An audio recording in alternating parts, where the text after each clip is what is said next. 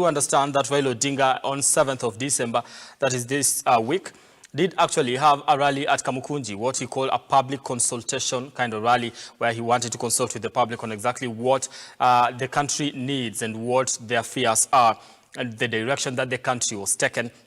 And at that particular rally, they came up with 10 tough demands that they wanted the government to actually address. One being the cost of living, the source of the Hustler Fund, and something to do with matter school fees, because we understand subsidy for tuition fees has actually been removed by the government. Now, he then again said that he was going to hold another rally on the 12th of December. Now, if you do understand that the 12th of December is actually Jamhuri Day. So if at all the Azimio coalition was actually going to hold a rally at Kamukunji or Jacaranda, then there will be a parallel rally happening. That is a state function at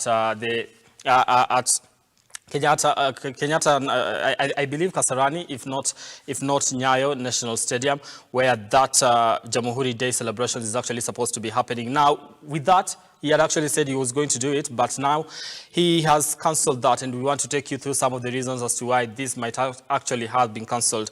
Now, first, with a reluctant public battling with high cost of living, an opposition reading from different scripts, and pressure from international community, Azimio la Umoja leader Raila Odinga is forced to cancel a protest rally planned to coincide with the December 12th National Day celebration.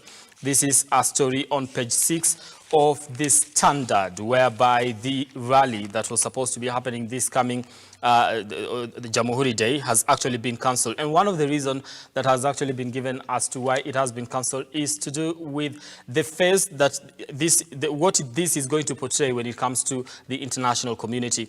They said, the leaders from the Azimio side who requested anonymity actually did say that they don't want the international community to look at Kenya as a failed state, and that is why it has been cancelled. One of the reasons, as we understand. Let me just take you through some of the things that have been written on this particular story.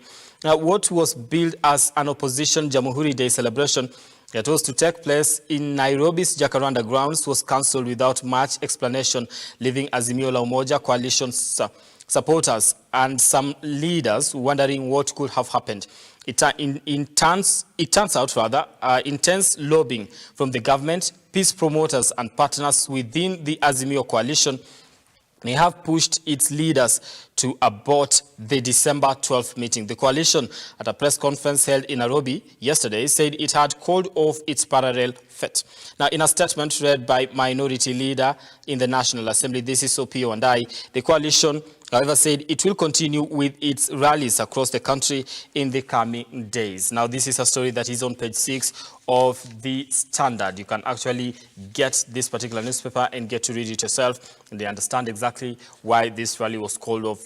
But as I mentioned earlier, one of the reasons from one of the leaders of the Azimio, an insider, they say it was because of the first that it was how Kenya is going to be perceived with the international community. Now, they don't want it to look like this is a failed state, because two functions happening at the same time, a government function and an opposition function in the same city. Now, another story that has been